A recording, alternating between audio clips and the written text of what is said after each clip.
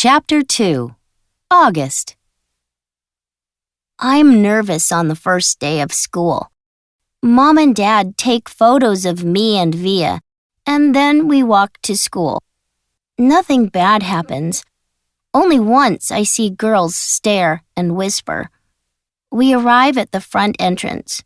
"This is it, big boy," says Dad. "Have a good first day. I love you," says Via. I give Mom a quick hug because her eyes are full of tears. I go to my homeroom. I try not to notice the stares. I sit at a desk, but the other kids choose desks far away from me. When I see Julian and say hi, he doesn't speak to me, but then someone sits next to me. It's Jack Will. Our teacher, Ms. Petosa, smiles at everyone, but at me the most.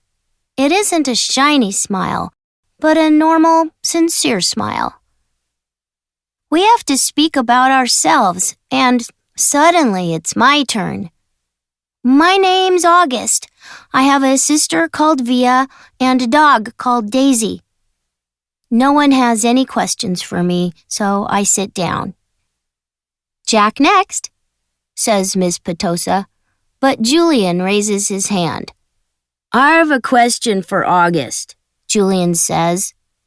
"Why do you have a braid in your hair like a Jedi from Star Wars?" "Do you like Star Wars, August?"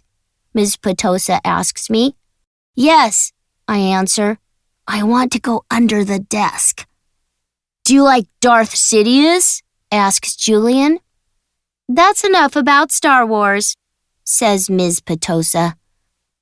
Jack speaks next, but I don't hear a word. In Episode 3, Revenge of the Sith, Darth Sidious's face burns. He becomes totally deformed. It's English next with Mr. Brown.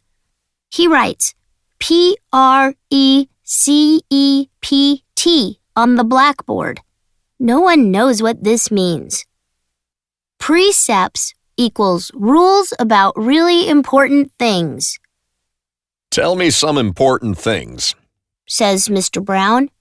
Kids say, "Rules, schoolwork, homework." One girl says, "The environment." A boy says, "Sharks." Mr. Brown writes, September Precept. When you have the choice between right or kind, choose kind. Lunchroom teachers in the cafeteria say you can't save seats, but everyone does. I find an empty table and open my packed lunch. Girls look at me. I can feel their eyes and I hear their whispers.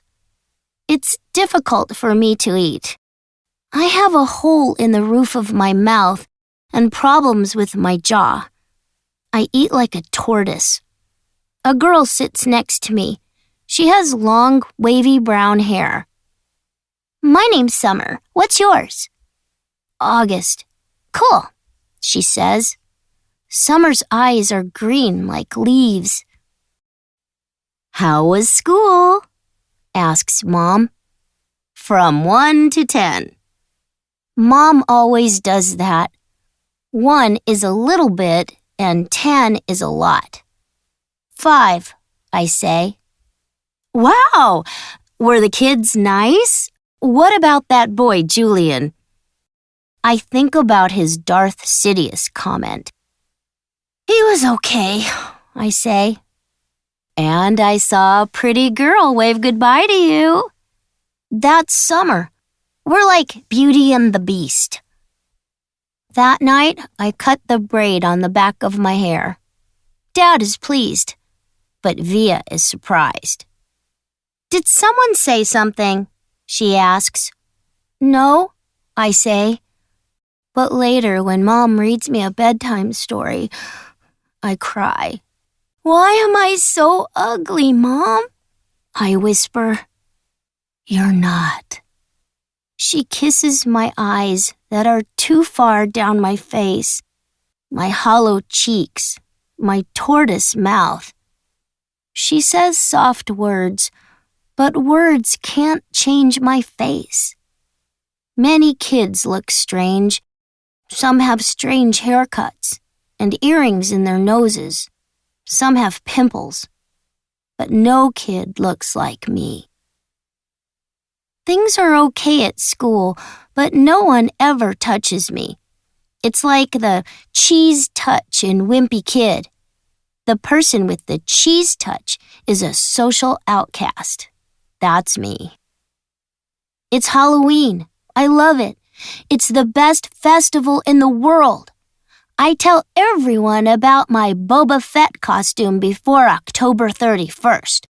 But that morning, Via's unhappy about something, and we're late. I wear my Bleeding Scream costume from last year because it's easy. A long black robe and a big white mask. At school, people expect me as Boba Fett. They don't know who's in the Bleeding Scream costume. Julian's Darth Sidious, and I hear what an Egyptian mummy says to him. He has a weird face. He looks like an orc, says Darth Sidious. Imagine you're him.